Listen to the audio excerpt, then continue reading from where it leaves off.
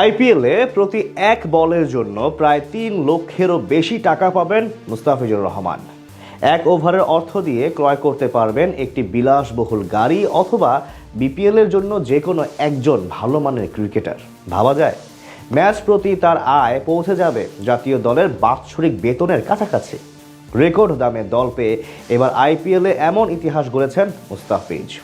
সেখানে তার বল, ওভার এবং ম্যাচ প্রতি এমন আকাশ ছোঁয়া চাহিদার হিসাব নিকাশি জানবো রিপোর্টে।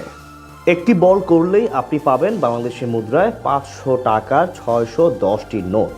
শুনতে অবাক লাগলেও এটাই এখন বাস্তব মুস্তাফিজের জন্য। আইপিএল নিলামে রীতিমতো ইতিহাস গড়েছেন বামহাতি এই পেসার। ফ্র্যাঞ্চাইজি টুর্নামেন্ট ইতিহাসে সবচেয়ে দামি বাংলাদেশি ক্রিকেটার হিসেবে আসন্ন ইন্ডিয়া প্রিমিয়ার লিগে যাবেন কাটার মাস্টার। গতরাতে নিলামে 101 নম্বর ক্রিকেটার হিসেবে নাম ওঠে মুস্তাফিজুর রহমানের। সেখানে মাত্র 2 সেকেন্ড পরই তার প্রতি আগ্রহ জানায় তার পুরনো ফ্র্যাঞ্চাইজি চেন্নাই সুপার কিংস। খানিক বাদে বিট জানায় তার গতবারের ফ্র্যাঞ্চাইজি দিল্লি ক্যাপিটালস। দুই দলই নিজেদের প্রাক্তন সদস্যকে পেতে বেশ কিছুটা সময় কাড়াকাড়ি করে।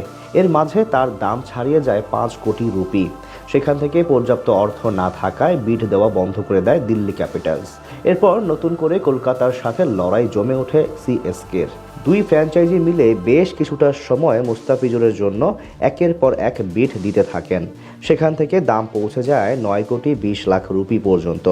এরপর চেন্নাই অর্থের কথা বিবেচনা করে চুপ হয়ে গেলে তাকে পেয়ে যায় পশ্চিমবঙ্গের প্রতিনিধিরা। অর্থাৎ প্রায় 12 কোটি 46 লক্ষ টাকার বিনিময়ে তিনি খেলবেন কেকেআরে। এবার হিসাব নিকাশে যাওয়া যাক। টুর্নামেন্টে গ্রুপ পর্ব এবং নক আউট পর্বের সবকিছু মিলিয়ে কলকাতা নাইট রাইডার্সের হয়ে মুস্তাফিজুর রহমান সর্বমোট 17টি ম্যাচ খেলার সুযোগ পাবেন। সেখানে যদি প্রতিদিন নিজের কোটার সর্বোচ্চ বল করেন তাহলে মোট 68 ওভার বা 408টি লিগ্যাল ডেলিভারি করতে পারবেন। সেক্ষেত্রে তিনি আইপিএলে ম্যাচ প্রতি পাবেন প্রায় 73 লক্ষ 30 হাজার টাকার মতন। ওভার প্রতি পাবেন প্রায় 18 লাখ টাকা, যা কিনা তার এক ফরম্যাটে বিসিবি থেকে পাওয়া বেতনের বাৎসরিক আয়ের সমান।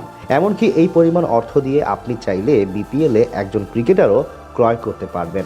আর প্রতি একটি লিগ্যাল ডেলিভারির জন্য এবার আইপিএল থেকে ফিজ পাবেন 3,05,000 টাকা। এখান থেকে পরিষ্কার টুর্নামেন্টে কতটা ডিমান্ড ছিল তার। কলকাতা নাইট রাইডার্সের অন্যতম বড় বাজির ঘোড়া ধরা হচ্ছে তাকে। আসলে সবগুলো ম্যাচের একাদশেই দেখা মিলতে পারে দ্য ফিজের। আইপিএলে এর আগে মোট 5টি ফ্র্যাঞ্চাইজির হয়ে খেলেছেন তিনি। 2016 সালে সানরাইজার্স হায়দ্রাবাদের হয়ে যেই যাত্রা শুরু করেন এই পেসার। সব মিলিয়ে টুর্নামেন্টটিতে 60 ম্যাচে 65 উইকেট শিকার করেছেন, 8.13 ইকোনমি রেট এবং প্রায় 28.5 গড়ে। গেল সিজনে দিল্লি ক্যাপিটালসের হয়ে 3 ম্যাচ খেলে 4 উইকেট নিয়েছিলেন দ্য ফিজ। তবে এটাই হতে চলেছে তার প্রথম কলকাতা নাইট রাইডার্সের অধ্যায়। তাই চাইবেন কেকেআরের হয়ে নিজের অভিষেক আসরটা রাঙিয়ে তুলতে।